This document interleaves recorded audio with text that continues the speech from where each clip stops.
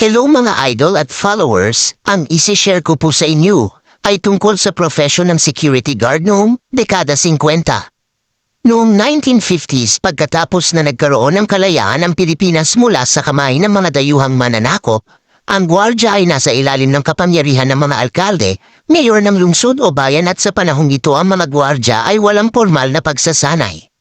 Ang requirement para sa paggugwardya ay permit lamang mula sa mayor na nakakasakop sa naturang lugar na binabantayan, kaya kahit sino ay pwede maging security guard.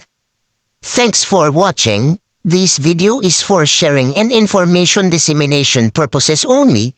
Kung bago ka pa lamang sa aking page o channel, huwag kalimutang mag-like, follow, share, subscribe, and hit the notification bell para ma-notify kayo at updated sa aking mga bagong video. Ito ang inyong kaibigan, Iron Spotter Citizen Watch. Thank you.